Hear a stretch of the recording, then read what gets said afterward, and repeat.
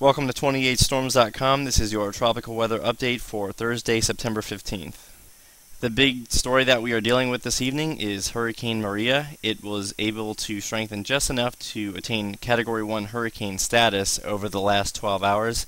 The good news is that it is moving away from Bermuda, but the bad news is that it does look like Newfoundland could be experiencing hurricane force conditions relatively soon. Meanwhile, the rest of the Atlantic Basin is fairly quiet, but that is probably going to change within the next 7 to 10 days. As of the 8 p.m. advisory from the National Hurricane Center, Maria is packing maximum sustained winds of 75 miles per hour. It's now moving off toward the north-northeast at 40 miles per hour, so it's moving rather fast, and that is some bit of good news. Interest in the lower half of Newfoundland could expect some hurricane sustained force winds, but they will be quickly moving out of your area. It looks like it's going to be making landfall sometime around 2 p.m. Friday, and hurricane warnings are in effect.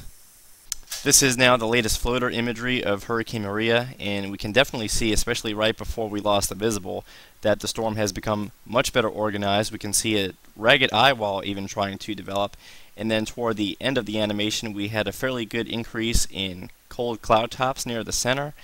They do appear to be decreasing to some extent over the last 2 to 3 hours, which is some good news for Newfoundland. And of course the storm is now embedded within the zonal flow, so this is going to quickly eject off toward the northeast and be an afterthought rather soon. Turning to the remainder of the basin, things are fairly status quo once again this evening. We see that the Gulf and Caribbean are void of any significant tropical weather activity. However, you may notice the cyclonic spin within the clouds here just to the east of the Lesser Antilles. If we turn on the latest infrared, there's really nothing organizing. And if we go ahead and switch over to the water vapor, you can see that this is definitely a mid to upper level feature. So we're not expecting any tropical development from this type of thing.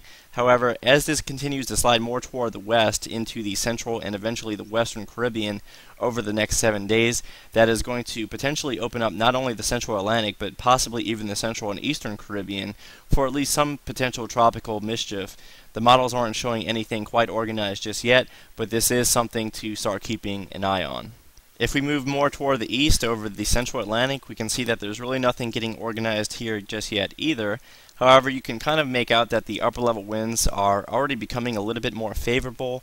We no longer have those strong southwesterly winds near the upper level low since this is moving more toward the west. So overall, I do think that conditions across the Atlantic Basin could become a little bit more favorable as we go into the medium and extended range. And of course, we still have quite a ways to go before hurricane season 2011 is all said and done with.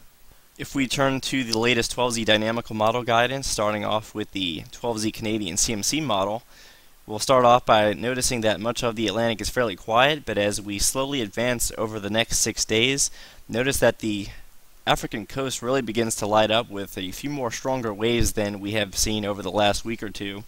And we have not only one but potentially 2 tropical cyclones developing between the Caribbean and African coast. And not only that, but as that upper level low begins to slide more toward Central America, it even has a small area of low pressure trying to develop just to the south of Jamaica. Turning to the 12Z GFS, we see that this model is also beginning to increase the activity out here in the Central Atlantic. And quite interestingly enough, it actually is developing a tropical wave at a fairly low latitude. And if this model were to verify, then this system would have a greater chance of impacting the Caribbean, but we'll just have to wait and see. Right now, the GFS is the only model that is attempting to develop a tropical cyclone in this general area. And also notice that it's not quite as aggressive with that area of low pressure to the south of Jamaica as was the Canadian CMC model. And finally, if we take a quick look at the 12Z EC-MWF and advance this into day 1, 2, and day 3, there's really not that much on the charts, but much like the other models, as we begin to go into the medium range, here we are by day 5 and especially day 6, we do have a developing tropical cyclone out here in the central Atlantic. It is showing development a little bit faster than the GFS is indicating, and therefore this could be the reason why the low eventually moves a little bit more toward the north. Any system that forms that quickly in the central and eastern Atlantic is going to be more prone to recurving away from land, and that appears to be what the European model is indicating. But again, all of these different model scenarios are about 5 to 10 days away.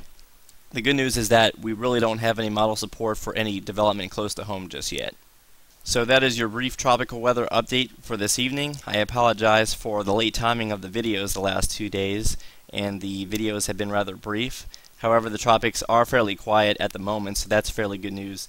It's just that the senior level meteorology classes have been rather strenuous over the last couple of days, and we'll go ahead and resume back to normal here more than likely by tomorrow. So thanks again for checking out 28storms.com, and we'll have another video no later than early tomorrow afternoon.